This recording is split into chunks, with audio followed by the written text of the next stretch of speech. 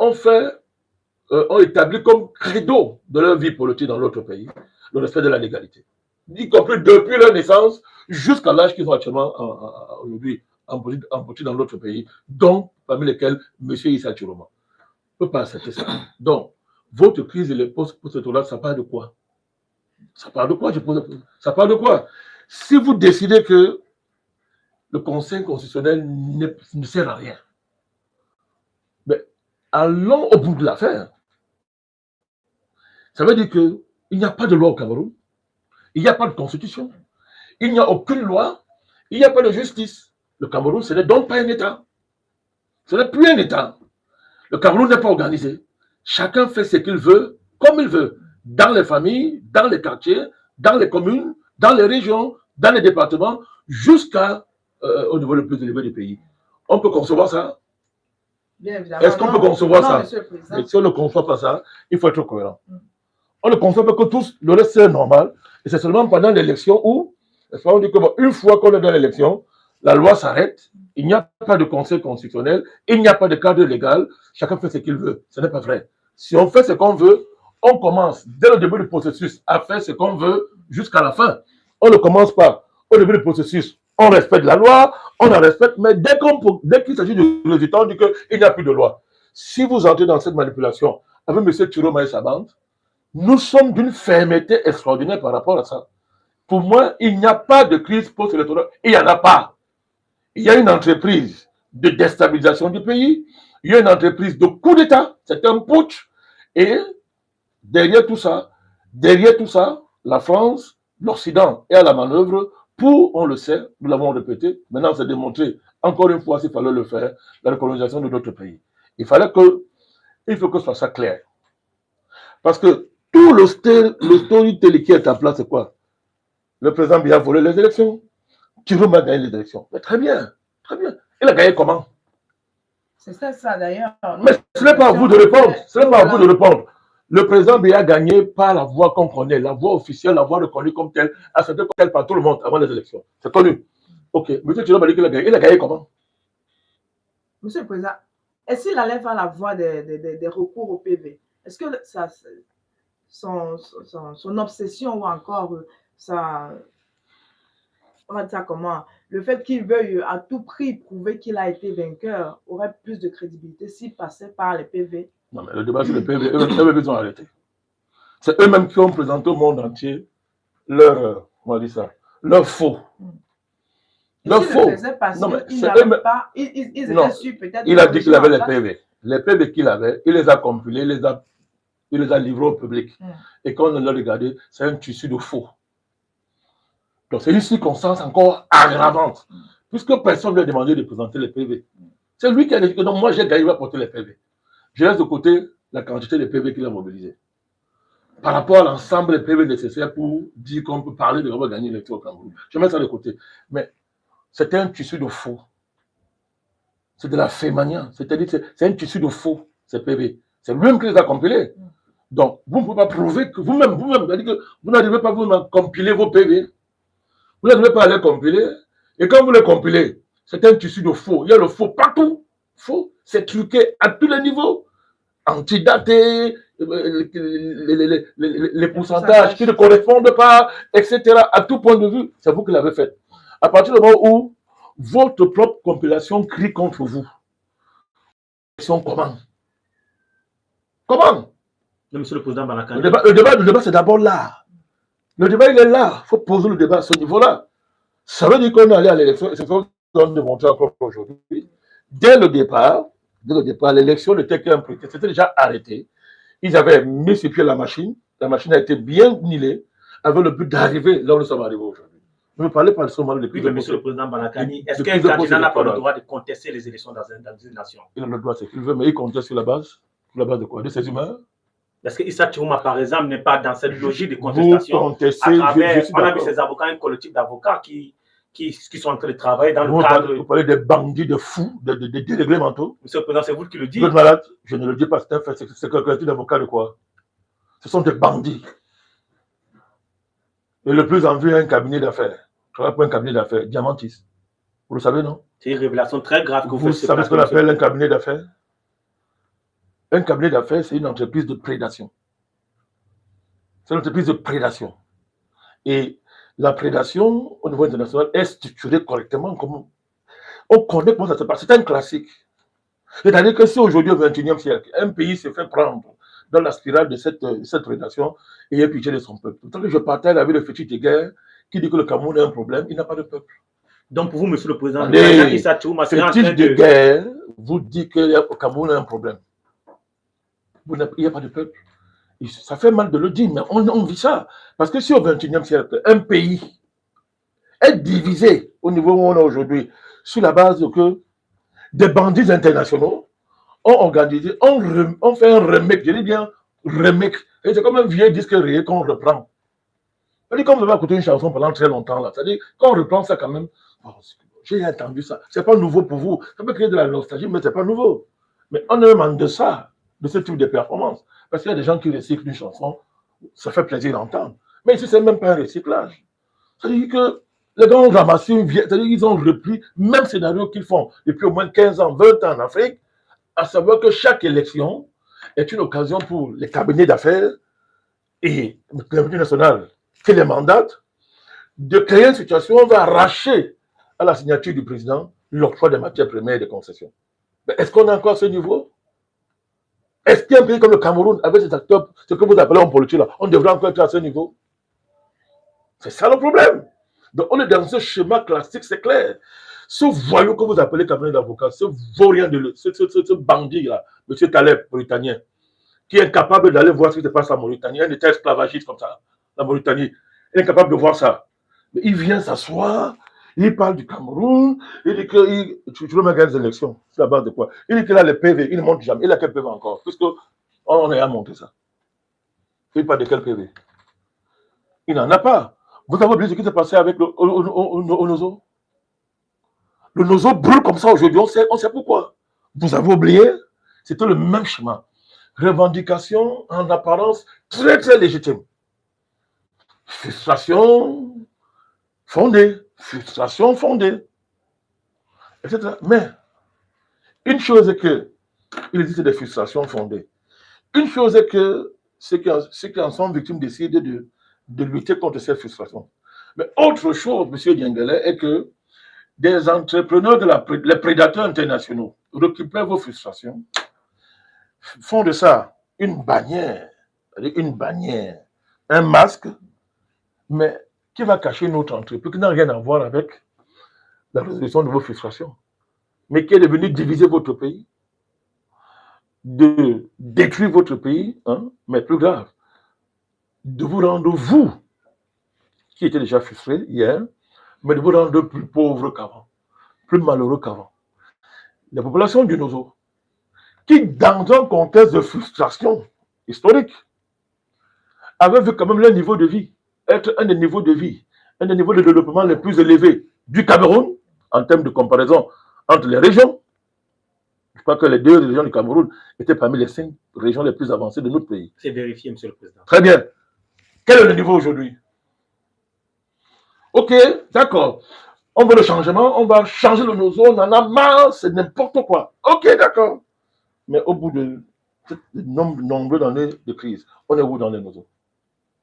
Ils sont devenus plus pauvres. Les populations de Nozo se sont appauvries sérieusement. Plus grave, elles ont perdu leur dignité. Des gens qui avaient des plantations, des gens qui avaient des affaires, des gens qui avaient un statut social, qui avaient des occupations pérennes, qui leur procuraient des revenus, qui stabilisaient leur vie sociale, se sont retrouvés hors de leur lieu de vie pour occuper les emplois les plus indignes. Monsieur, qui en parle aujourd'hui? Qui en parle? Où sont tous ces entrepreneurs du chaos? Au contraire, sur la misère des populations du Nozo, s'est élevée une chrysocratie, c'est-à-dire une élite qui a fait de cette guerre-là, c'est-à-dire une source d'enrichissement personnel. Des villas extraordinaires émergent dans ces régions-là. C'est ça qu'on veut reproduire au niveau national, M. Diengele. Et monsieur le président Banana. Attendez, ne me coupez pas, je vous en prie. C'est ça qu'on veut reproduire au niveau national. Nous devons avoir le courage de dire ça. Même si vous êtes seul, dites-le. Moi, je vais le dire. Moi, j'aime les positions. Moi, j'aime être seul. J'aime être seul dans mes combats. C'est ça qu'on est en train de reproduire exactement au niveau national. Il y a des frustrations nationales au Cameroun, oui. Le Cameroun n'est pas géré comme il faut, oui. Nos dirigeants nous énervent, oui. Ils font des choses gravissimes, oui. Mais on veut remplacer ceux qui disent qu'il y a changement. Qu'est-ce qu'ils mettent dedans? Ce qu'ils mettent dedans, les bandits que vous appelez avocats viennent de vous dire. C'est qu'on met dedans. Exactement ce qu'on a fait au Nozo, c'est-à-dire M. Zulfikar Rachid, cet Indo, ce Pakistano-américain, il a financé ce qu'on a appelé la promotion des droits de l'homme et la défense des droits de l'homme dans les Nozos. En créant les ONG, je répète, en créant les ONG, ONG. Il a financé tout ça. Mais derrière, on a fait signer les Ayoub Taber, toute la bande, là, tous ces gens-là sont allés signer avec M. Zulfikar Rachid. Il le présentait sur Internet, il ne cachait pas. Ils lui ont cédé tous les droits des matières premières qu'il y a dans cette région. Ça veut dire quoi? On connaît l'état de vos richesses naturelles. On s'en souvient on connaît l'état de votre sous-sol. Kilimanjaro avait revendiqué. L'homme qui est devant vous, j'ai été tout le premier à mettre ça sur la table. Pour expliquer cette affaire. Donc, il a, ça dit, on connaît vos matières premières. On connaît la richesse de vos sous-sols. On connaît les querelles de famille que vous avez. Monsieur Djengele, si dans ma maison, je m'engueule avec ma femme, si on ne s'entend pas, ça ne vous donne pas le droit de faire des projets pour prendre ma femme, et prendre mes enfants. Je suis un idiot. Ma femme avec, on serait des idiots. C'est parce qu'on se querelle. On oublie nos acquis, le patrimoine qu'on a eu, les enfants qu'on a eu, nos aspirations futures, on oublie ça. Et on permet à ce qu'un étranger, sous prétexte d'être juste, d'être vertueux, dise que maintenant, ok, comme quelquefois vous ne vous entendez pas, moi je viens maintenant là, je vais la prendre, je vais me l'encadrer pour toi. Monsieur le Président, vous parlez d'une prédation internationale, soyez un peu plus clair. Je donne les images pour expliquer ça, pour simplifier la compréhension. Puisque quand vous dites international, il y a quand même les pays africains qui sont du côté du Cameroun, qui ont salué la réélection du président. Mais je vais arriver. Je suis en train de poser la On voulait savoir de quelle prédation internationale s'agit-il. Je suis en train de poser, comment on dit, balle à terre. Je pose balle à terre pour que tout le monde voit. Allez-y, monsieur le C'est Président. que je prends l'image de la famille. Le débat est celui-ci. On n'est pas en train de dire qu'il n'y a pas de problème chez nous. Mais je dis, est-ce que parce que j'ai le problème dans ma maison, ça vous donne le droit de venir prendre ma femme? Peut-être vous donner quelques conseils. De donner mes enfants. Non, le conseil, ce n'est pas prendre ma femme. Si ce n'est pas la femme, comprends, ce n'est pas le prendre le mari. Vous êtes un démon, vous êtes un sorcier. C'est ce qui est en train de se passer. Donc, le processus qu'il y a eu dans le Nozo est le même processus qu'on veut étalonner au niveau national. Il n'y a rien de ça. Et ce sont les mêmes acteurs. Je dis bien, ce sont les mêmes acteurs. Donc, au Nozo, c'était des marches pacifiques. Très bien. Mais on est passé de marches pacifiques à la guerre. En justifiant la guerre par le fait que le gouvernement a réprimé les manifestations. Vous voyez pas que c'est le même discours, c'est les mêmes choses qu'on vous dit. Ce sont les mêmes choses. C'est-à-dire qu'on veut régler un problème, mais la solution qu'on apporte aggrave le problème. On passe d'un problème à un chaos, à un désarroi. C'est-à-dire généralisé. Mais si vous voulez soigner un malade et qu'à la fin, vous créez les conditions de sa mort, c'est Djengele, vous allez en prison, vous êtes un tueur. Le rôle d'un médecin, ce n'est pas voulant soigner un malade, le précipiter à la mort. C'est pour ça qu'on parle du bon diagnostic. C'est pour ça qu'on dit qu'il faut un bon diagnostic. Un bon médecin fait d'abord un bon diagnostic pour qu'il, afin de ne pas être pire que la maladie lui-même. Il faut bien. Or, nous diagnostiquons mal le problème. Une fois qu'on les a mal diagnostiqués, parce que nous reprenons en nos comptes les récits qu'on a déjà préparés dans les officines internationales, droits de l'homme, frustration, liberté, des bêtises là, on diagnostique mal et nous venons avec les mauvaises solutions. Pourquoi?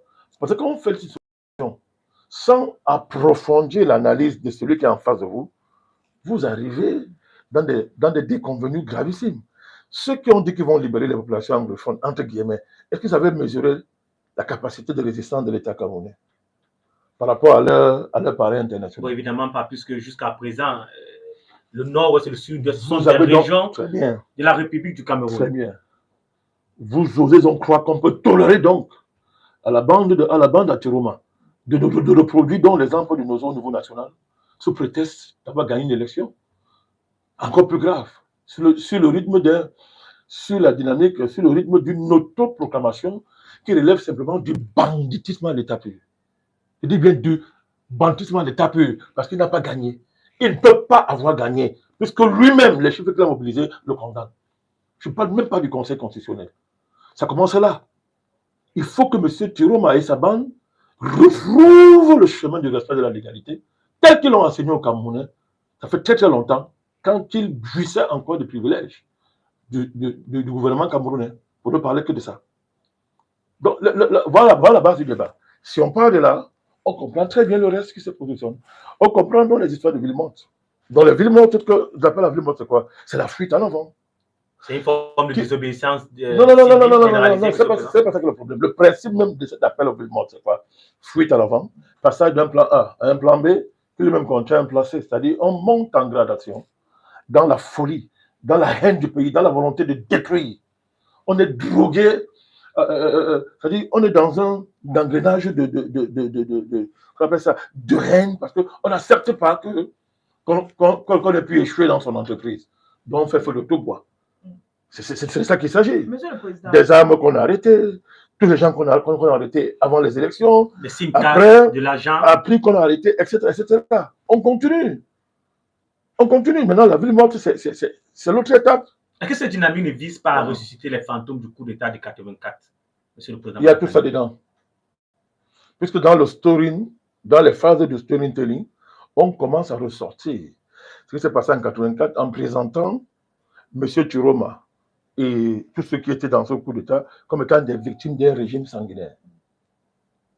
Donc, une fois de plus, même méthode, qu'est-ce qu'il y a? Il n'y a pas eu coup d'État. Même s'il y a un coup d'État, c'est moins grave. Ce qui est grave, c'est la répression. Même logique, le coup d'État n'est pas grave. C'est pas grave parce que, oui, bon, le président n'est pas mort. Mais on ne mesure pas que ce qui serait arrivé si le coup d'État avait réussi. On oublie ça, non. Non, d'ailleurs, le coup d'État était une bonne chose parce que les guerriers consorts étaient des visionnaires. C'est la répression, entre guillemets, d'après eux, qui est dangereuse. Mais vous savez, le sens de l'État nous retient encore. Le sens de l'État retient les gens comme nous. Parce qu'à ce jeu-là, on peut rappeler, on va remonter aux années 60, jusqu'à l'arrivée du président au pouvoir. On va voir si les gens ont le courage d'assumer ce qu'ils ont fait quand ils étaient au pouvoir. Il faut faire très attention avec le jeu qu'on veut jouer là.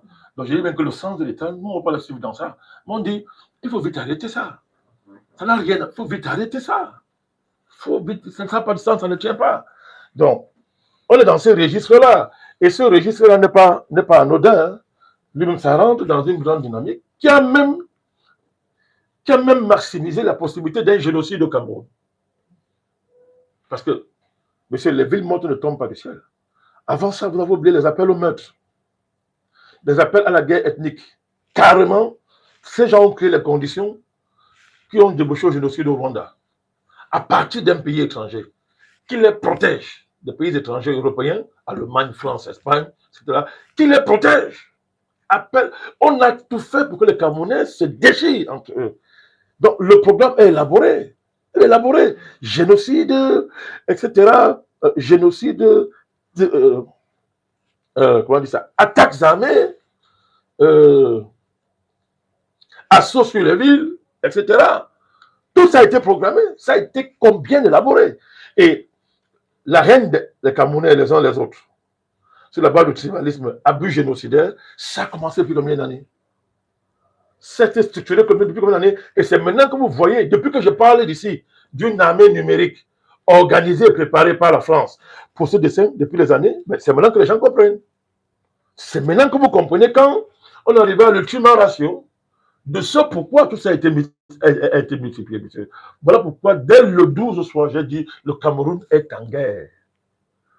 Je ne parle pas d'élection. J'ai dit le Cameroun est en guerre. Ok. Qui peut encore se me demander pour dire que, monsieur, c'était des histoires? Qui peut encore oser le dire? Donc, la preuve morte, c'est la continuité. On va une espèce de jusqu'au-boutisme qui a pour illusion, une fois de plus, de ramener à la table de négociation le président Biya, avec les parrains de M. Tiroma et sa bande. C'est ça le but de l'affaire. Ramener sur la table, imposer au président Biya un dialogue, évidemment, en dehors des intérêts du Cameroun, un dialogue dans le but de sauvegarder son pouvoir. Simplement, ok, nous on te reconnaît comme président, on va te féliciter. Je l'ai déjà dit, donne-nous ceci.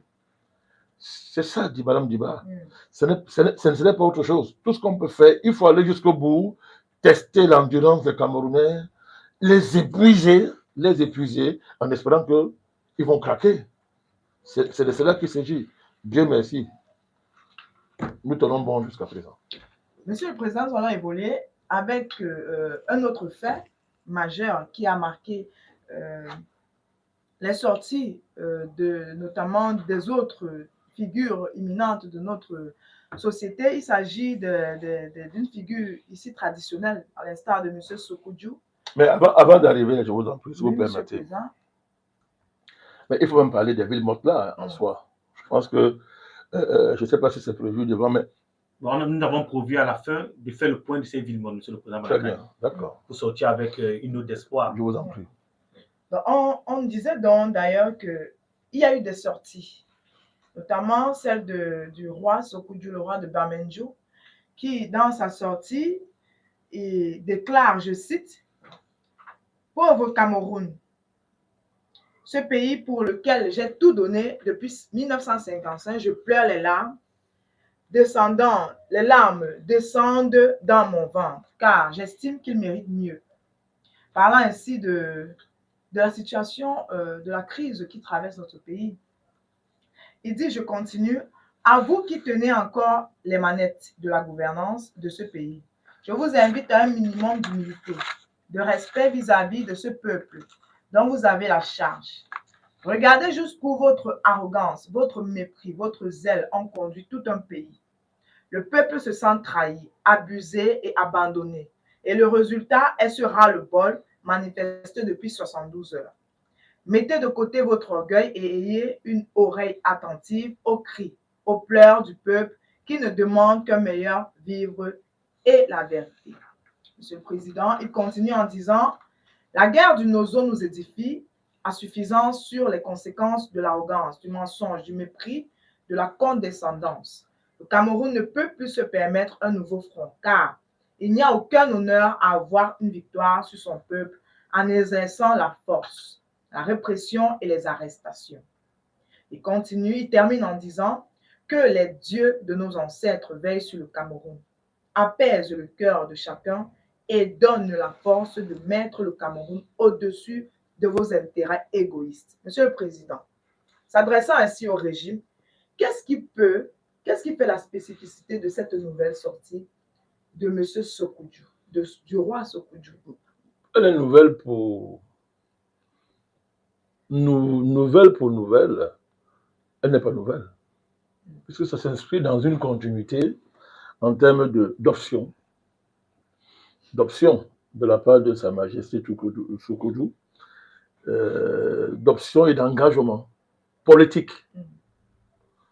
Si vous suivez ces déclarations depuis des années, il est dans cette constance. Nous avons déjà démontré qu'il faut avoir du respect pour M. Majesté Sokoudjou pour ce qu'il incarne au niveau de la tradition. Je ne vais pas entrer dans les détails. Bon. C'est un chef qui est respecté à l'Ouest. En tant que chef traditionnel, nous respectons ça. Mais sur le plan politique, il est dangereux. Il est dangereux pour notre pays. J'ai déjà démontré la dernière fois. Je vais continuer dans ce sens. Parce que, regardez les liens qu'il fait. Quand on fait les liens avec le Nozo, par exemple, vous voyez qu'il y a un parti plus clair. Comment Sa Majesté Sokoudjou analyse le Nozo? Du point de vue des parrains étrangers. Du point de vue de la prédation internationale. Il n'analyse pas le Nozo dans le sens d'aller dans la profondeur du problème. Pareil pour cette crise, pour la situation, pour cette entreprise de destruction de notre pays, pour ce coup d'État. Comment est-ce qu'il analyse une fois de plus? Regardez cet élément d'analyse. Il est la même analyse que la prédation internationale et leurs agents locaux. Ce qui veut dire que Sa Majesté Sokoudjou est un agent. C'est un agent organique des ennemis du système de prédation internationale contre notre pays. Évidemment, sous le couvert de l'autorité qu'il incarne, il l'aura, entre guillemets, de son autorité chef traditionnelle, il se permet de jouer à ce jeu en mobilisant les affects, les éléments de la compassion, de l'émotion. Vous êtes contre le peuple, vous êtes ceci, etc. Il y a tout ça. Aujourd'hui, c'est une mode, hein, si vous voulez être un héros, puisqu'il y une usine a fabriqué les héros et a décerné les certificats de loyauté, d'honnêteté, d'amour du peuple. Certificats de, comment on dit ça, décernés par les nouveaux patrons autoproclamés du Cameroun. C'est-à-dire ces influenceurs de pacotille, ces influenceurs.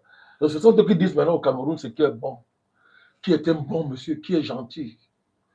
Or, nous savons aujourd'hui qui est derrière cet influenceur. Nous connaissons la machine intellectuelle qui est derrière cet influenceur. C'est tout ce qu'il y a de plus abject. Je répète, c'est tout ce qu'il y a de plus abject. Il y a longtemps, je vous ai dit la semaine dernière, je crois quelques jours, que normalement on ne parle plus de Tiroma et sa bande. C'est fini, puisque les patrons sont sortis. Or, la démarche des patrons de ce genre, c'est-à-dire la démarche de ce qu'on appelle la communauté internationale autoproclamée, la sortie de la France, l'Angleterre, la France, le Canada, les États-Unis, l'Union européenne, et ça on ne les connaît pas. Qu'est-ce qu'il y a de plus abject en termes de respect de principes, en termes de promotion de la morale, en termes d'éthique? Qu'est-ce qu'il y a de plus abject que le comportement de ces gens dans nos pays? Donc, vous voyez très bien que M. Magistrat Sékou est un agent organique de ce système-là. Donc, on a pris sa figure, on met devant, comme ces gens cherchent des figures, et comme il a accepté de jouer son rôle, on le met en avant, il est à fond dans ça, en croyant qu'il va impressionner les naïfs. Monsieur le Président, alors, permettez-moi. Je voudrais terminer concernant son cas pour dire qu'un vrai chef traditionnel ne parle pas comme ça à un autre chef. Là, nous sommes dans les arcanes, dans les codes secrets non dits de ce qu'on appelle le pouvoir, qu'il soit traditionnel, qu'il soit moderne. Quand vous êtes un chef d'État, vous savez que vous ne parlez pas n'importe comment à un autre chef d'État. Peu importe dans quelle situation il se trouve. Combien de fois, monsieur, comme ça m'est ce jour, que quand il s'adresse à l'autorité de notre pays, oublie ces principes, ces codes-là, qu'il connaît d'ailleurs très bien. Quel code, monsieur le Président? Un chef ne parle pas comme ça à un autre chef, surtout un chef qui lui est supérieur. Qu'est-ce que vous croyez? Vous voulez reprendre on n'est pas suivi, il y a une ancienne là, il y a une ancienne qui circule de sacraliser certaines autorités traditionnelles, surtout de l'Ouest, dont M. Sékou. Il y en a qui ont même dit qu'il est même supérieur au président. Il y en a qui laissent courir ça, qu'il a une autorité traditionnelle, n'importe quoi. N'importe quoi.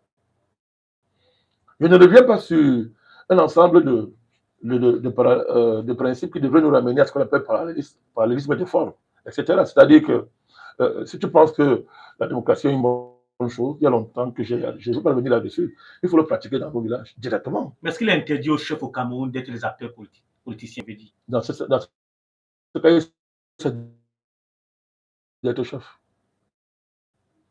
Vous démissionnez, vous créez un parti. Qu'on ne nous intimide pas en mettant en avant la casquette d'autorité morale. C'est le problème que j'ai. Mais tu peux dire tout ce qu'il veut.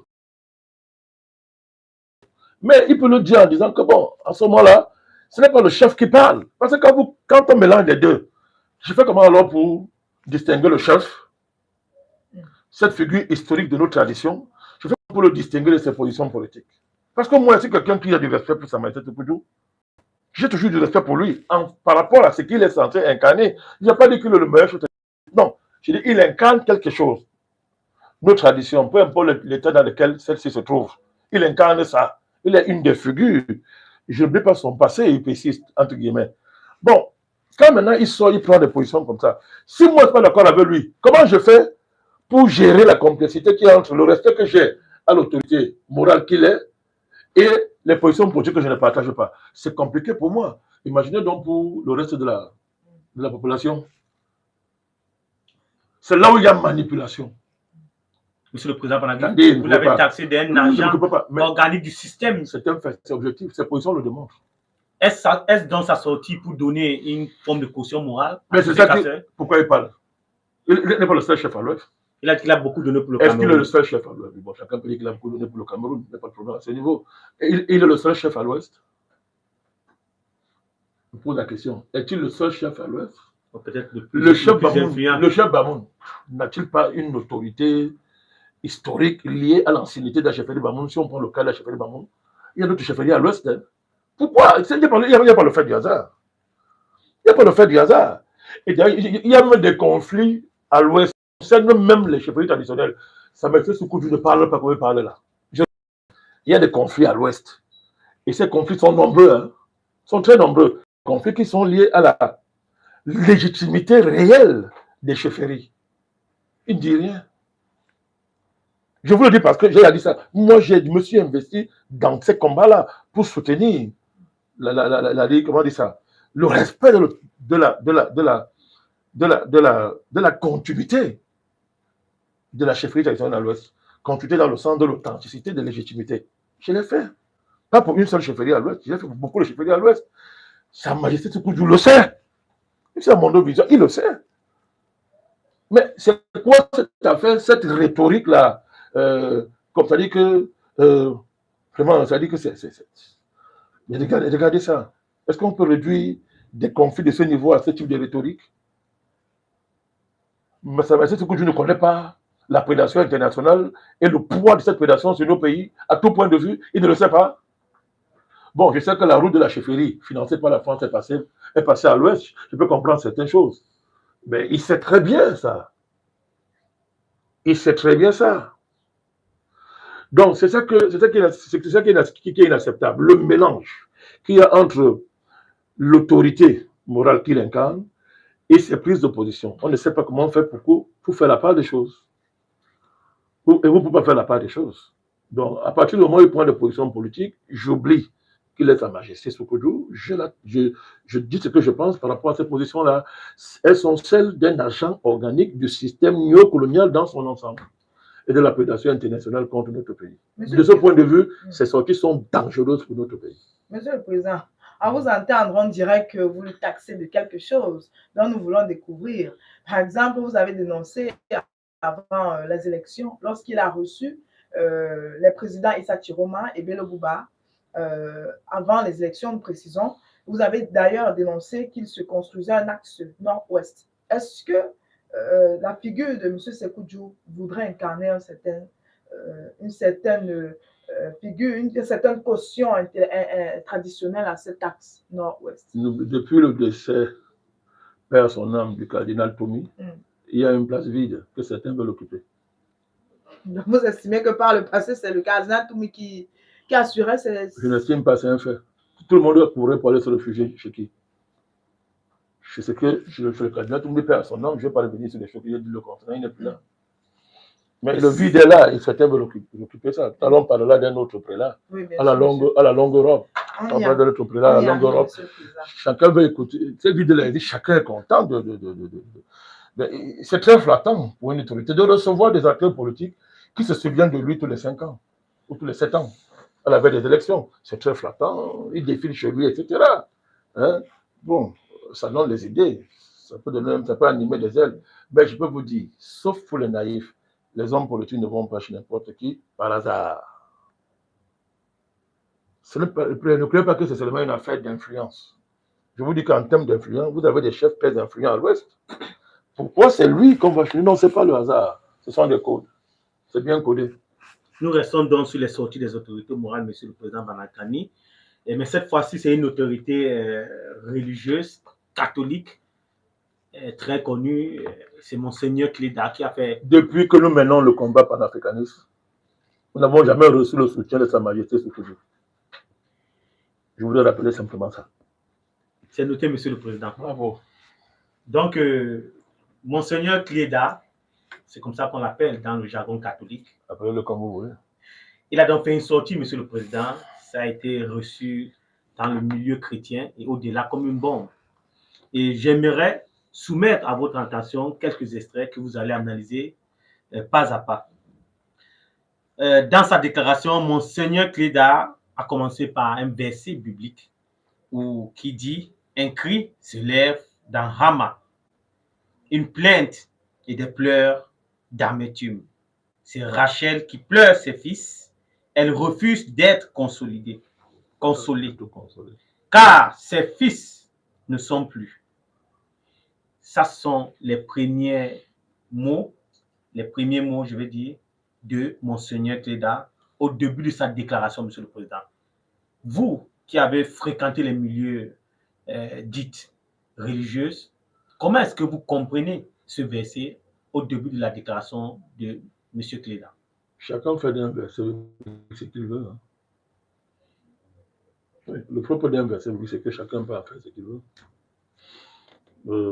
D'abord, c'est un verset biblique comme d'habitude, détaché de son contexte, à tout point de vue.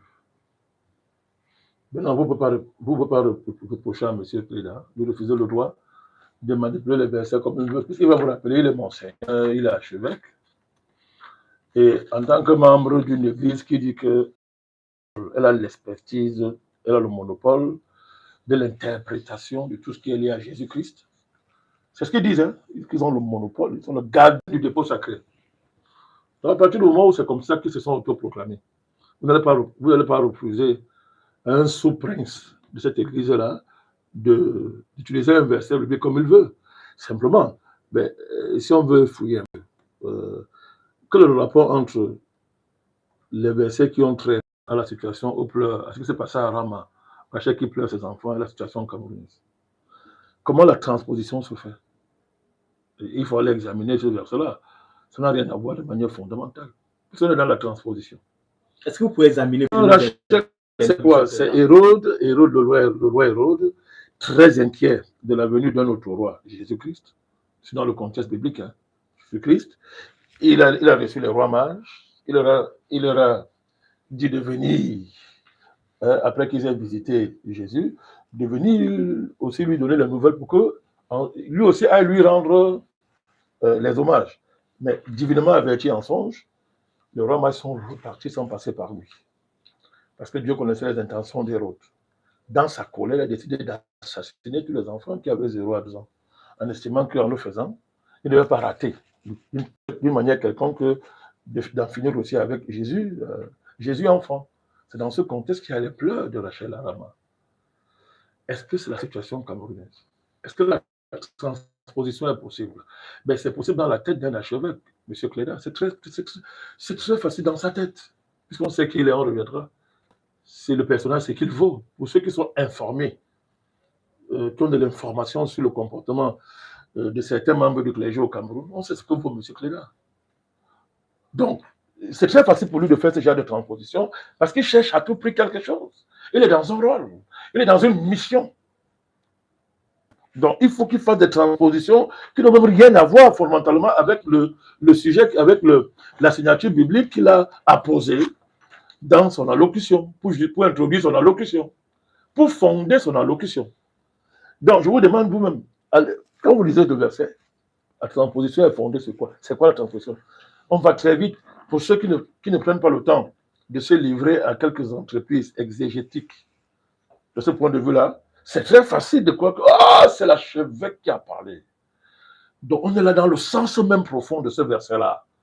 Et toute la charge théologique qui a vocation à impressionner et à influencer les fidèles, qui, eux, n'ont pas le capital nécessaire pour se livrer à de l'exégèse, le tour est joué. Le tout est joué. Donc, le régime, c'est Hérode, qui tue les enfants de Rachel, qui a assassiné en masse. Et Rachel pleure. Ce n'est pas le cas. Dans le cas d'espèce, qu'est-ce que le bébé Jésus avait fait? Rien. Le seul crime de Jésus, c'était d'être né roi et de menacer de ce fait le trône d'Hérode. Est-ce le cas avec ce qu'on appelle les manifestants? Sont-ils restés chez eux? Ont-ils été visités par les rois mages?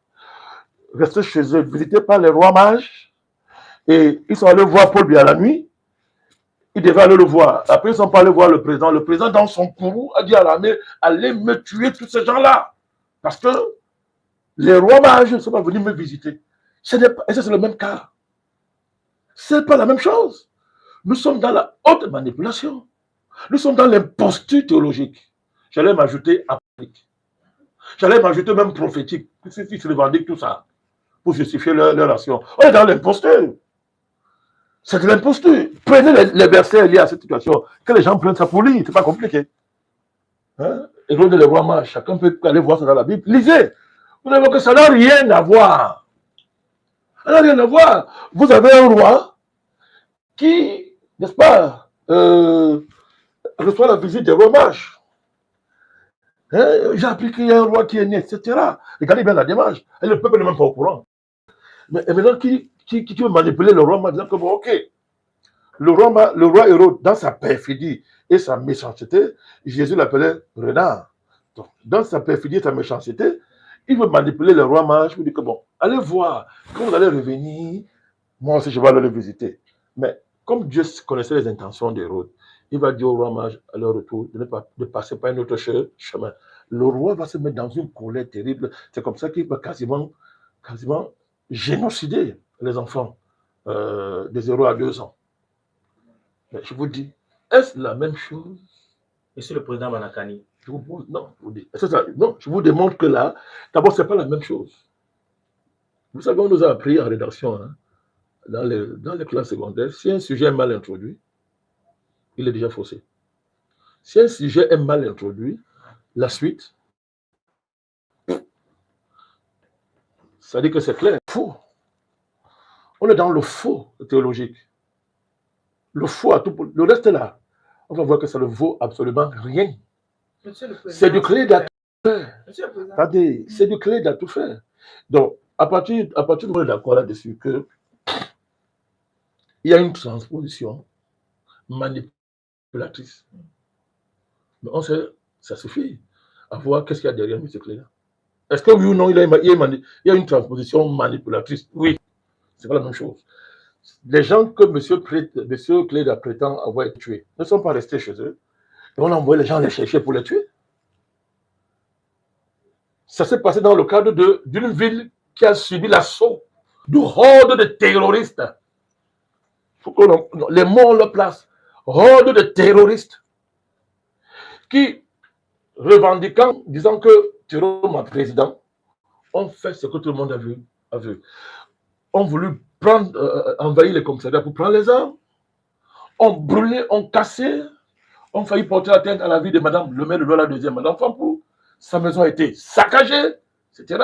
Nous savons tout ce qui s'est passé dans cette ville. Personne ne voulait plus mettre les pieds dehors. La terreur s'est imposée dans la ville. Jésus n'est pas venu avec la terreur. Jésus est venu avec la terreur. C'était un bébé. C'était un enfant. Dans une étape. Les gens viennent avec la terreur. La peur. Monsieur Claude a dit que Yves Transport, ça devient une affaire biblique. Deuxième chose, vous allez arriver. Dans son discours, là, peut-être vous allez revenir, il y a toujours cette allusion à l'église qui est près des pauvres. Pauvre comme Jésus. Jésus n'était pas pauvre. Jésus, dans le contexte biblique, Jésus n'a jamais été pauvre.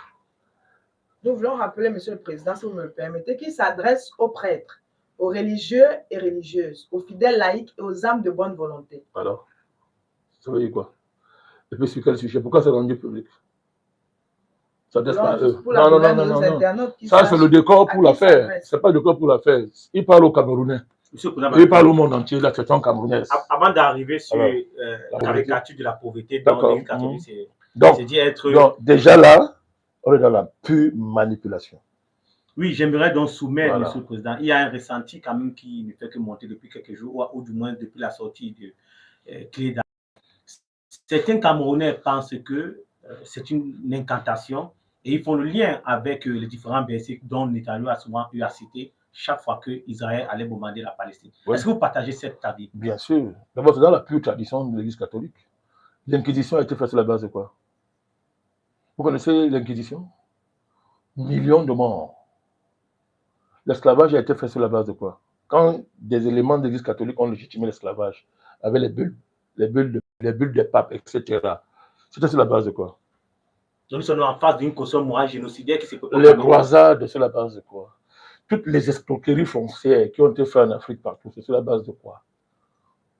Toute la guerre qu'on a lancée contre les dirigeants IPCistes dans ce pays, dans l'année de lutte pour l'indépendance, c'était sur la base de quoi? Ça a toujours été la manipulation des versets bibliques à l'image de M. Netanyahou. Voilà. L'exemple, ça marche très bien. Ça marche très bien. Monsieur le Président, il est important de rappeler ça. D'ailleurs, ce n'est pas moi qui l'a dit. Hein. La Bible dit que qui se déguise en ange de lumière? C'est le Qui? diable. Mais le diable, voilà. Donc c'est pas tout ce qui brille. C'est pas tout ce qui brille qui est divin. Monsieur le Président, nous devons rappeler que M. Issa Chiroma est d'obédience musulmane et le maître est catholique, plutôt chrétien.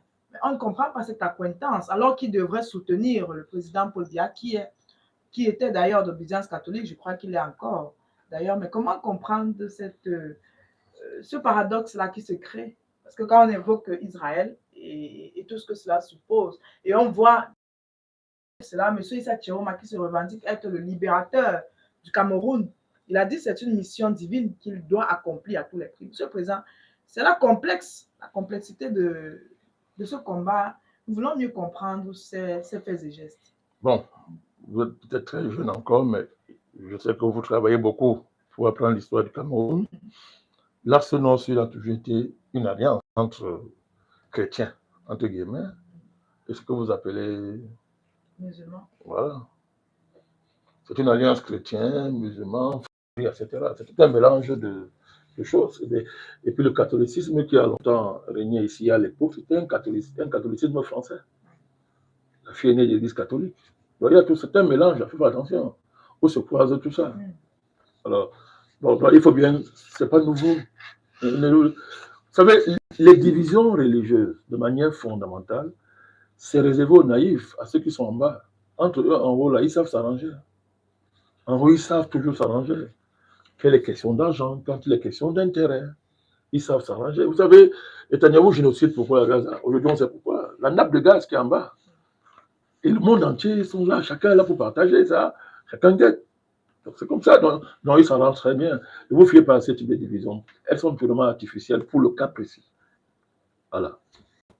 Vous êtes en train d'expliquer, Monsieur le Président, le deuxième élément de la manipulation de la sortie de M. Kileda. Est-ce que vous pouvez poursuivre? Oui, c'est-à-dire que la tendance à vouloir toujours, il suffit qu'on dise qu'on est pour les pauvres, manipuler ce statut que Jésus était pauvre, et puis le catholique est à côté des pauvres, etc. Il faut arrêter ça. Ça n'a rien à voir. Ça n'a rien à voir. L'Église catholique est très riche. C'est un des empires les plus riches de l'histoire de l'humanité. Nous allons non plus avec les extraits de la J'arrive. Non, j'arrive. Il faut rappeler ça. Il est difficile pour un empire très riche comme l'Église catholique de dire que on est à côté des pauvres.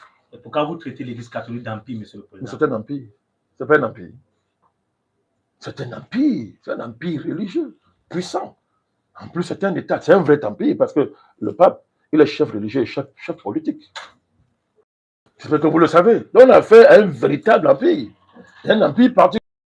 Empire là, c'est un empire particulier où le temporel et le spirituel et le religieux se fondent dans un mélange, fusionnent dans un mélange très compliqué. Très compliqué. Donc vous et moi, en tout cas, la réalité de ce mélange-là nous échappe à tous. Donc le magistère, là, c'est le pape qui gère ça. C'est un empire. C'est un empire. Donc il est très difficile de nous faire croire que cet empire-là a un amour particulier pour les pauvres. L'empire est riche, oui. Le catholique est très riche. Elle est dans toutes les affaires matérielles et financières de ce monde. Elle est à fond dedans. Elle est riche. Bon, moi je vous demande donc, c'est-à-dire que ce jeu où on voit des prêtres, des archevêques, tout ça, simuler le pauvre, jouer à la pauvreté, est très suspect. Très, très suspect, relève de la manipulation. Pourquoi? D'abord, Jésus n'était pas un pauvre. Il faut faire attention. Il s'est fait pauvre, mais il n'était pas un pauvre. Du point de vue même biblique, c'est pas la pauvreté. Du point de vue de la Bible, la pauvreté, ce n'est pas le dénuement matériel. Il faut faire attention. Jésus était aussi l'ami des riches. Matthieu était riche. Zachée était riche. Joseph d'Arimathie était riche. Jésus était aussi l'ami des riches. Mais nous voyons au Cameroun l'Église C'est quoi cette catholique dans affaire? les œuvres sociales, Monsieur le Président. Ils ont des écoles. Je ne parle pas de la... Ils ont des... Jésus n'était pas un philanthrope. Jésus pratiquait l'amour. Je dis que restons dans leur contexte. Hein. Jésus, c'était l'amour. C'est pas la philanthropie, c'est pas l'amour. La philanthropie, c'est exploiter la pauvreté des pauvres pour s'enrichir. c'est rendre les pauvres encore pauvres en faisant semblant d'être près d'eux pour s'enrichir. Il n'y a pas meilleur spécialiste de cette affaire-là que l'Église catholique. Est-ce que nous pouvons... Vous voulez qu'on parle des coûts d'accès à leurs écoles, à leurs universités, à leurs institutions? Ça parce que sur 100 000 personnes, on fait semblant de penser la pauvreté, penser P-A-N-S-E-R, penser, de penser, mettre les pensements sur la misère de 10, 20, 30 personnes, qu'on a de la compassion, ça n'a rien à voir. Ça n'a rien à voir. Donc, Jésus s'est dépouillé totalement. Est-ce que l'Empire là peut se dépouiller pour les pauvres?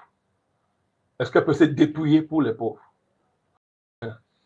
Je ne peux pas répondre, monsieur le président. Non, vous ne pouvez pas répondre, je vous donne des faits.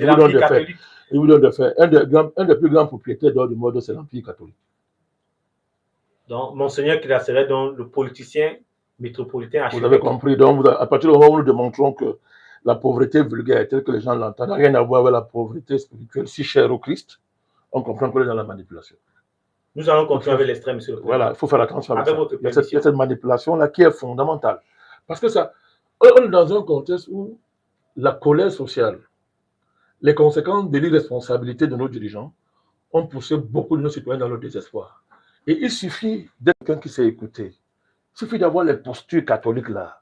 On fait semblant d'écouter, de vous recevoir. On croise les mains comme ça. On vous reçoit avec la soutane. Vous croyez que vous avez affaire à des gens vraiment remplis d'amour. Ils sont au service des pauvres. Ce sont des histoires.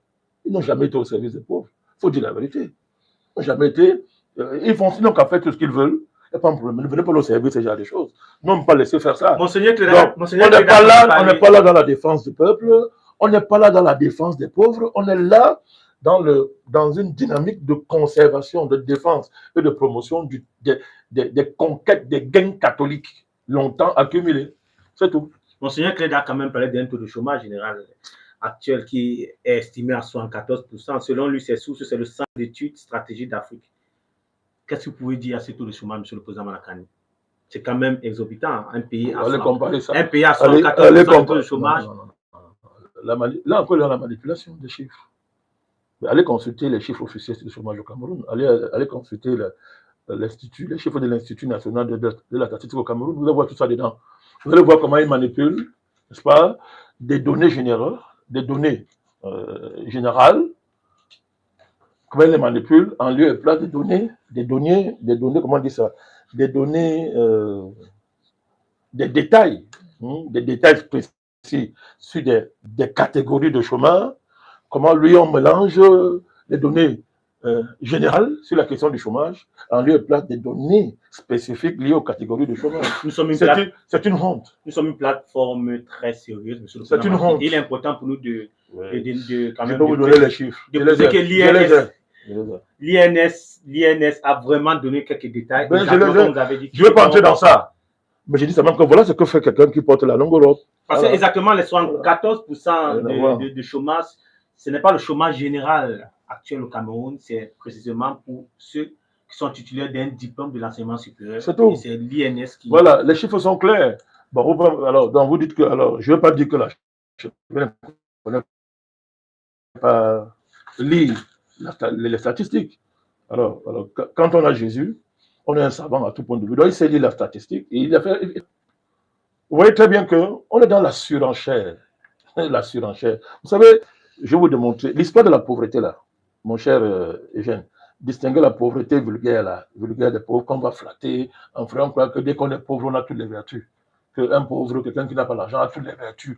Il est d'office sain, il est d'office juste parce qu'il est pauvre, il n'a pas l'argent, il n'a pas le travail. Il faut faire attention à ce genre de choses. En tout cas, dites-le, mais ça n'a rien à voir avec la pauvreté spirituelle telle que le Christ l'a mise en exergue. Je vous donne l'exemple pour comprendre. Prenez le passage dans la Bible où, si vous voulez la parabole, le passage dans la Bible où Jésus est sur la croix, il a en face deux bandits. Il a à sa droite, à sa gauche, deux bandits. C'est deux bandits, non? Si, qu'est-ce que c'est pas les deux bandits? Vous avez un bandit qui reconnaît que toi, tu es innocent. C'est important de rappeler ça. Toi, Jésus, tu es innocent, tu n'as rien fait. Moi, je suis un vrai bandit. Moi, je mérite ma place ici. Jésus lui dit ce soir même, puis ça va être mon paradis. Et l'autre bandit qui dit que non, mais toi, tu es un vrai bandit, reste là. Voilà le bandit. Mais ils sont différents. Parce que le cœur de l'autre bandit est différent du cœur de l'autre bandit. Il y a pauvres et pauvres. On ne peut pas généraliser. Faire des transpositions de ce type participe du populisme le plus primaire, le plus abject. Ce n'est pas digne de quelqu'un qui se cache derrière une longue robe. Le titre d'archevêque et machin comme ça. Nous allons sortir de l'extrait de M. Cléda. Il a utilisé un mot que vous avez eu souvent utilisé dans les contextes, particuliers, différentes sorties sur les différents plateaux de télévision. Il dit profond. C'est un mot que vous utilisez souvent, M. le Président Malakani. Le Cameroun profond crie sa souffrance et sa misère. Monsieur le Président Malakani. Il a fait pire. Par le dit, il a laissé dire que M. Tchilombo a gagné l'élection. Oui, bon, lisez, non? Lisez. Il n'a pas dit comme ça, mais quand vous lisez, et d'ailleurs, ceux qui ont les journaux ont interprété ça normalement. Ceux qui attendaient ça, parce que quand il parle là, il ne parle pas par hasard, il sait que les gens vont reprendre. Oui, il a dit c'est bien organisé. Il a dit lorsqu'il dit à travers les réactions des uns et des autres après la proclamation des résultats de l'élection présidentielle du 12 octobre 2025, de nombreux citoyens qui s'attendaient à un avenir meilleur ont eu la ferme conviction que leur choix n'a pas été respecté. Arrêtez-vous là.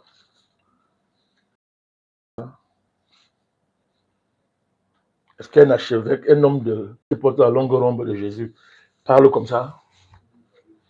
Ce type d'allusion vise à faire quoi?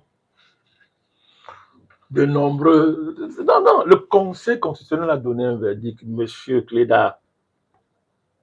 Ou vous êtes d'accord avec ce verdict, ou vous n'êtes pas d'accord. Ne jouez pas à ça.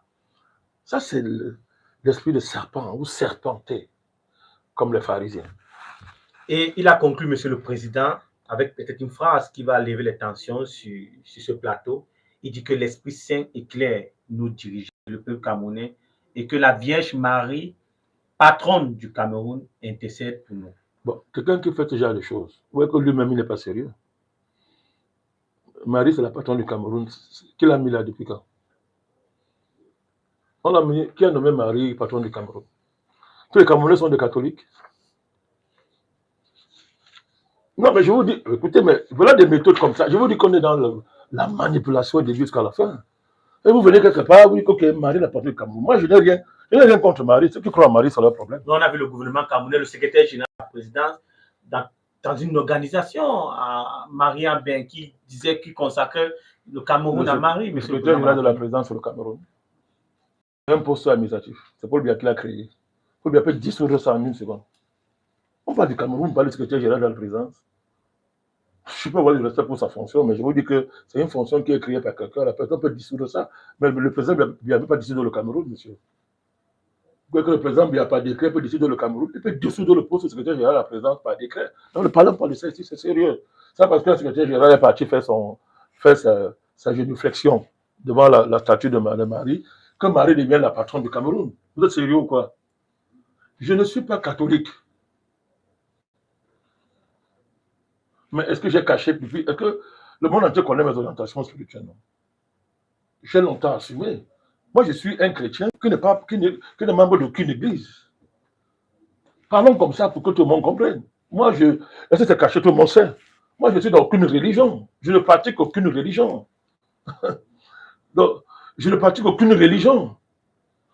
Aucune religion, je ne pratique, etc. Mais les Camerounais, tous les Camerounais ne sont pas des catholiques. On est dans un pays où les gens croient à 1 milliard de dieux au Cameroun. C'est un pays compliqué. Mais quand vous venez dire aux gens que Marie est la patronne du Cameroun, c'est sur la base de quoi? Comment vous avez fait pour dire qu'elle est la patronne du Cameroun? Donc, vous voyez, c'est ce type de comportement qui montre que l'Église catholique est une église impérialiste. On n'est pas la seule comme ça. C'est une église impérialiste. Ça. Vous êtes dans un pays, vous décrétez que Marie est la patronne de ce pays. Vous vous êtes concerté avec qui? Mais il y a des païens dans ce pays, il y a des animistes dans ce pays, il y a beaucoup de gens dans ce pays qui ont leur Dieu.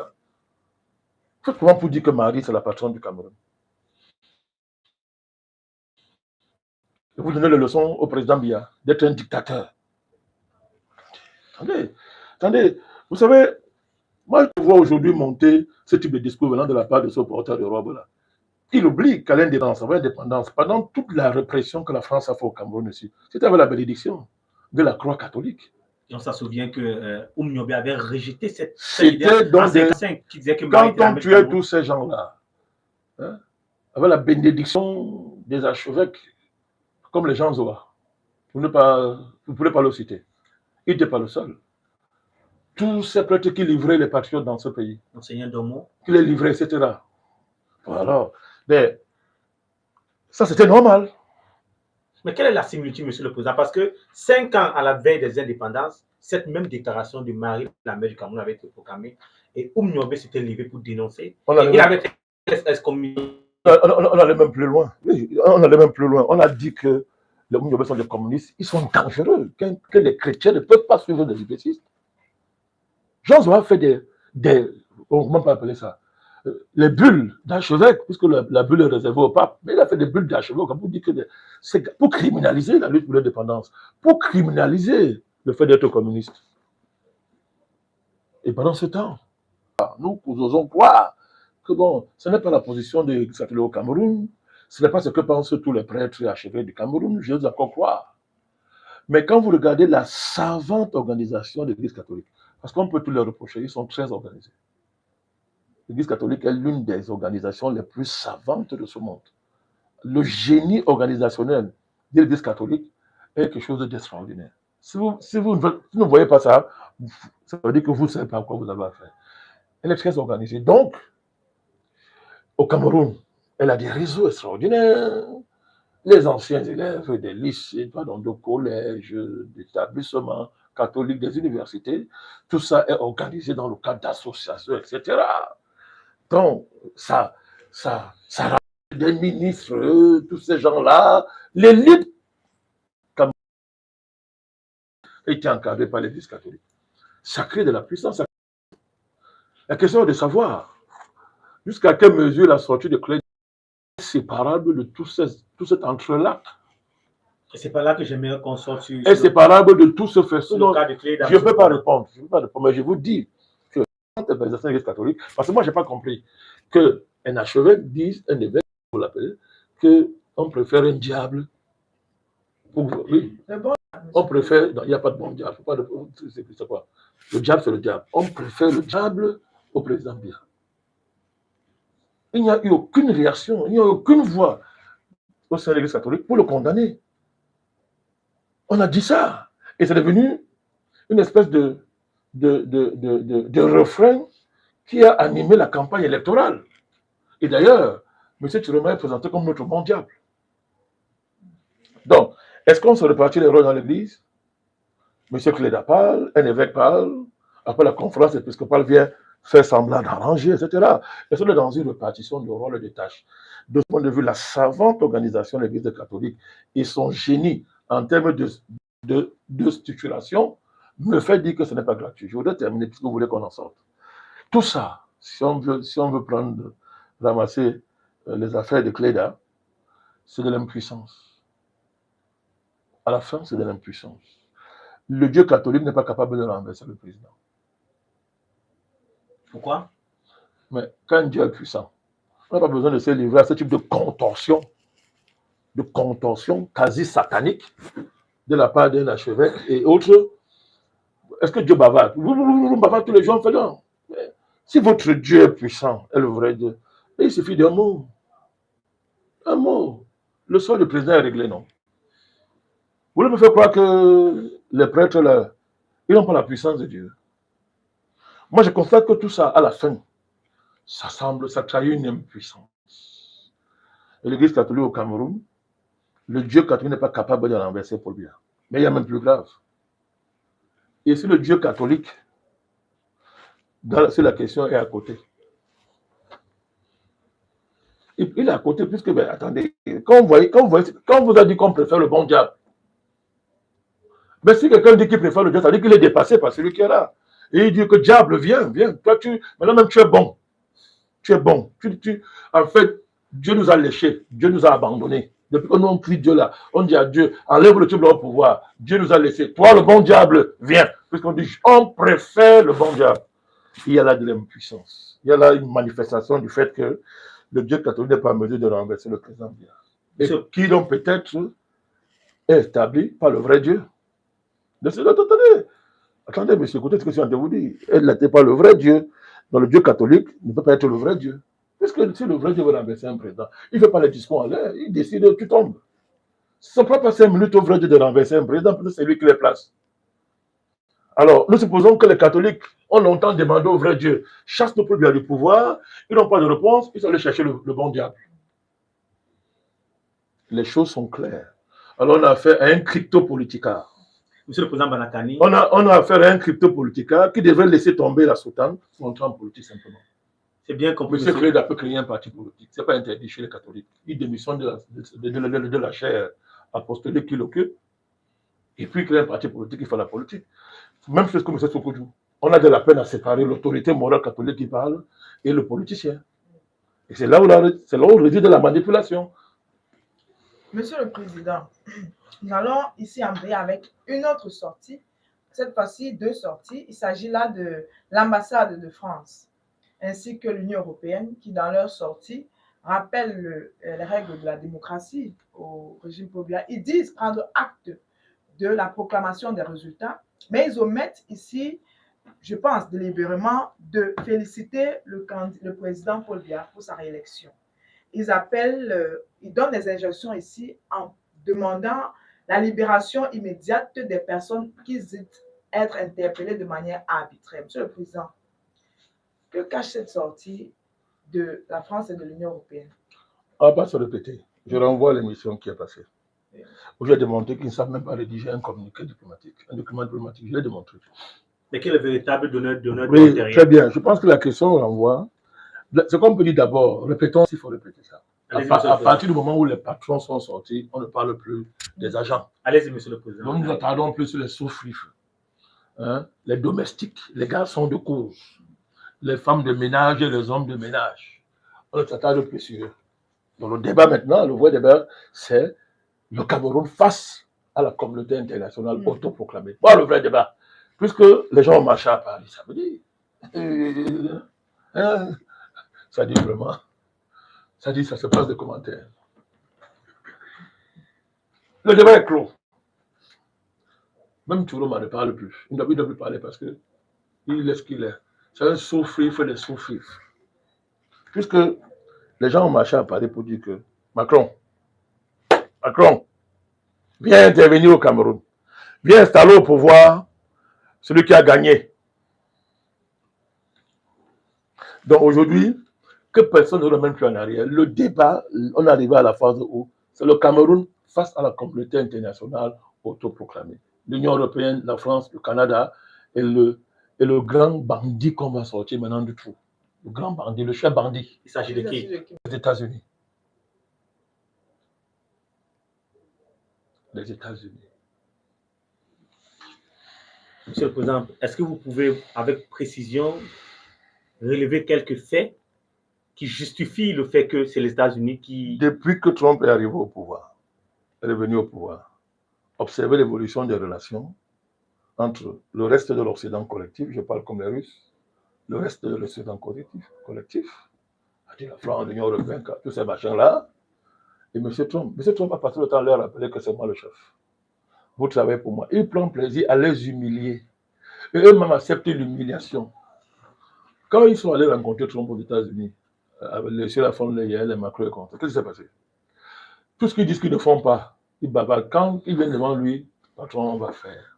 On va même faire plus que tu as demandé.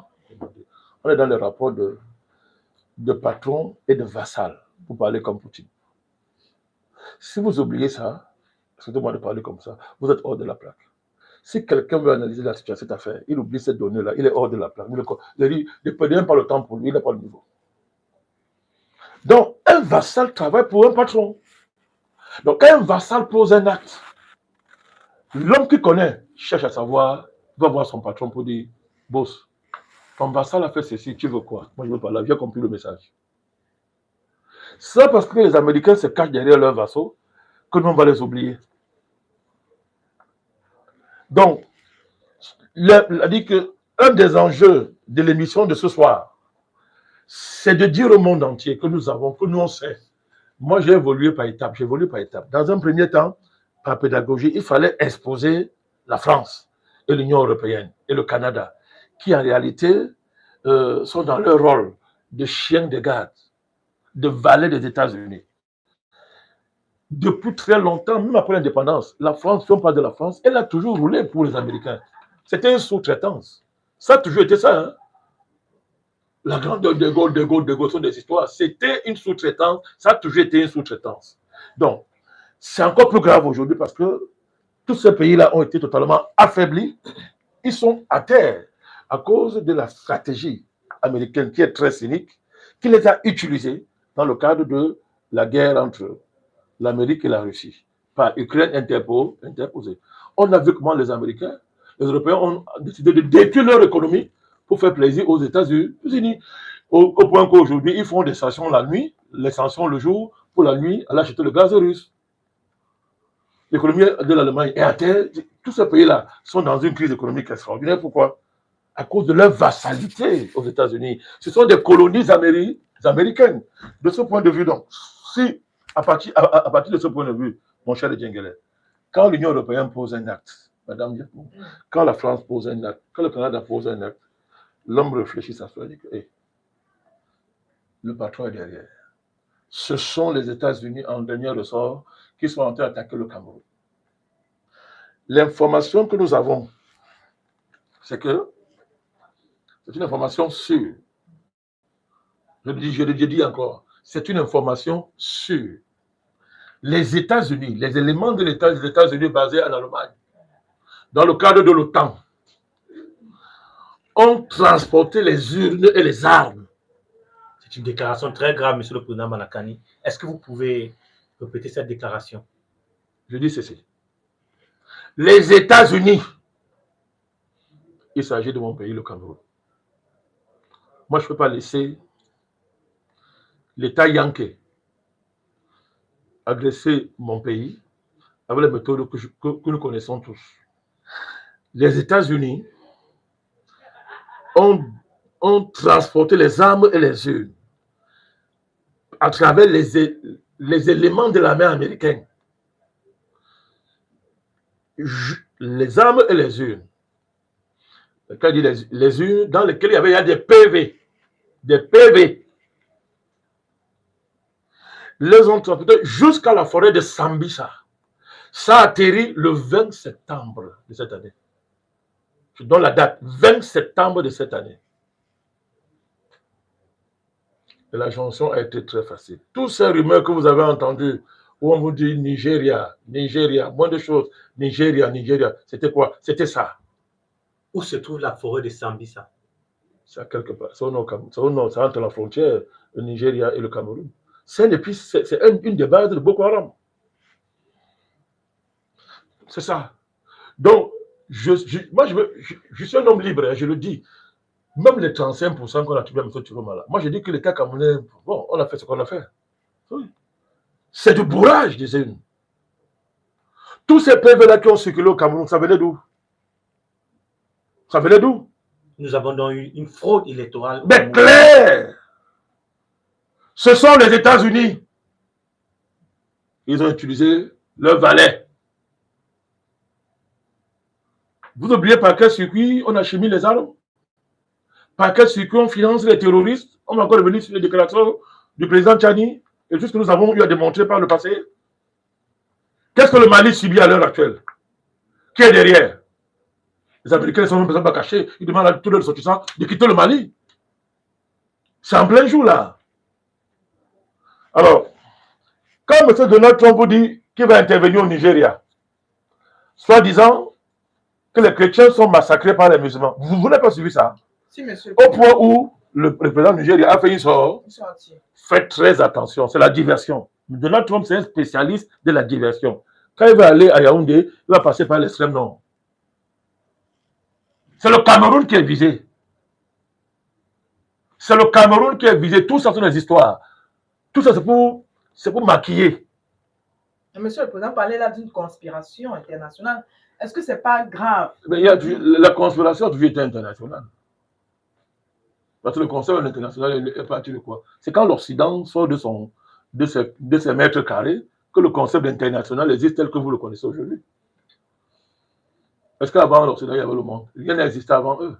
Vous ne connaissez pas leur folie là. Rien n'existait avant eux. Donc, je suis en train de vous dire, tout ce que vous entendez que non, Donald Trump, je vous dis que, ok, vous me raisonnez un peu.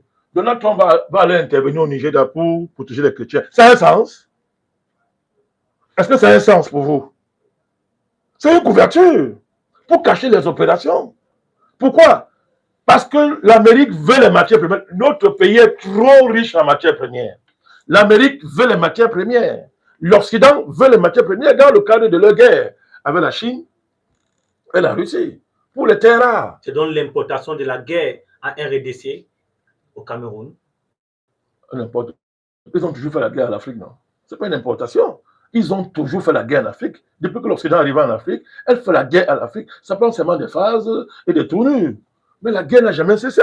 C'est comme quand quelqu'un me demande aujourd'hui que il y a maintenant des spécialistes des accords entre le Cameroun et la France. Des idiots qui viennent sur Internet montrer leur folie. Et ils prennent des grands airs.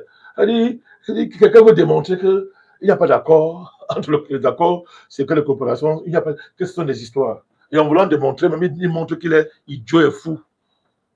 Les accords, c'est quoi? Le France est-il en guerre, oui ou non, avec le Cameroun depuis les années, depuis la fin de la Deuxième Guerre mondiale? Oui. Si on accepte le principe, là, le débat est clos. Ça prend des formes et des tournures, selon les séquences, selon les cycles, etc. Mais la guerre est là, parce que quand vous venez dans un pays qui ne vous appartient pas, vous faites de ce pays une colonie. Ce n'est pas une déclaration de guerre. Donc, la colonisation, ce n'est pas la guerre. Si. On prend un pays, on a fait une colonie en disant bonjour aux gens, en mettant la musique et les gens dansent.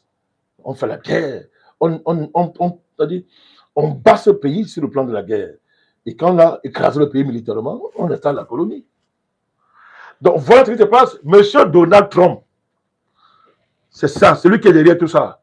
Les Américains, et d'ailleurs, il y a trop d'indices. Hein. Allez sur Internet. Il y a un monsieur, comment on appelle les noms là? Oh, comment j'oublie ça? C'est un Américain, Thibon Nagui. C'est un Camerounais, non, c'est ça. Que Dieu m'aide. Permettez-moi, ceux qui nous suivent m'excusent. Si je peux retrouver ça, l'homme n'est rien sans son bord. L'homme n'est rien sans son bord. Je vais trouver le nom de ce monsieur. Vous allez voir que, pendant qu'on vous distrait, voilà. Il y a un certain monsieur Eric Atangana. Sur Internet, il s'appelle Eric Atangana.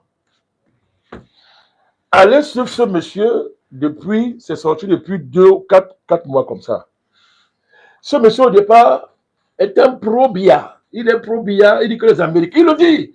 Il dit comment les Américains ont pris en charge la campagne du président, puis pour BIA, le président va gagner. Il était dans une guerre pour le paiement de ses factures. Il dit que comme paye les factures, il était en guerre avec les francs BIA, les gongos, il se chamaillait là. Et il disait beaucoup de choses sur Internet. Il était il était pro-BIA. Ce monsieur, subitement, s'est retourné pour devenir pro-Issa Chiroma. Il dit que Chiroma a gagné. Alors que la même personne disait que Chiroma ne peut pas gagner, c'est le président BIA. Ça, c'est anodin. Mais je vous renvoie, allez écouter ces vidéos, vous allez voir ce qui est en train de se passer. Je ne dis pas d'aller écouter ce qu'il dit que Chiroma a gagné, c'est n'importe quoi. Mais les histoires de factures sont d'où? Quels étaient les dessous de tout ce que ce monsieur met sur la toile concernant l'entourage présidentiel, les affaires de campagne, tout ça, etc. Maintenant, il vous dit que Chiroma a gagné. Tracez ce monsieur. Vous allez comprendre que ce que je vous dis là, ce n'est pas quelque chose comme ça en l'air. Donc, Donald Trump vous dit que moi, je vais intervenir au Nigeria parce qu'on massacre les chrétiens. Ça a un sens. Est-ce que ça a un sens? Ça n'a pas de sens, c'est une couverture. Comme l'entrée avec le Venezuela, c'est une couverture.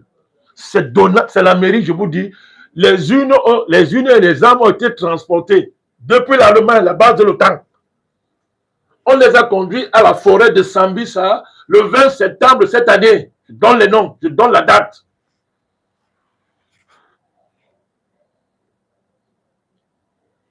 C'est comme ça qu'on a bourré les unes. C'est comme ça que vous voyez toutes ces machines circuler là. Tous vos lanceurs d'alerte là, c'est quoi, vous êtes naïfs ou quoi? Vous croyez qu'ils comptent sur quoi? Ils comptaient sur quoi pour défier un pays comme ça? Leur impunité, leur arrogance est basée sur quoi? Basée sur quoi? La plupart de votre diaspora est corrompue. Ils ont déjà vendu votre pays et ils ont signé. Tous savaient qu'après l'élection, s'ils vont venir gouverner le Cameroun, Mbembe savait qu'il devait être secrétaire général. Les Mbembe, les Manga savaient qu'ils reviennent diriger ce pays à ce soir-là. Le dépêcher, le partager en morceaux. Sous le parapluie américain. Français, européen, mais en réalité, c'est l'Amérique qui est derrière. Monsieur le président Banakani, Les services secrets américains sont un détachement de la CIA. il nous reste pratiquement 10 minutes, monsieur le président. La DG, pas la c'est quoi? SE là. DGS. C'est un détachement de la CIA. Ce que vous dites là, c'est quoi? Ça, parce que quelqu'un dit qu'il est agent de la DGS, que c'est naïf. Les patrons, ce sont les Américains.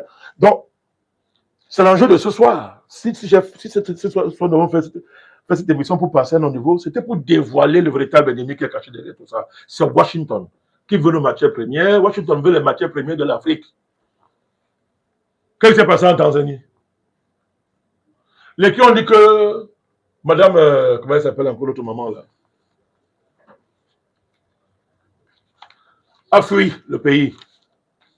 Elle a disparu, elle a fui le pays. Qu'elle a dit, oh, allez voir cette dame les contrats qu'elle a signés avec la Russie. Vous comprenez tout. Regardez comment on peut mobiliser les gens dans la rue pour dire que non, on veut le changement de la démocratie. Et pourquoi cette dame est allée aux élections sans tolérer la classe de la pacotie que vous appelez opposition? Pourquoi elle a fait ça? Elle a compris. Et ils ont réagi.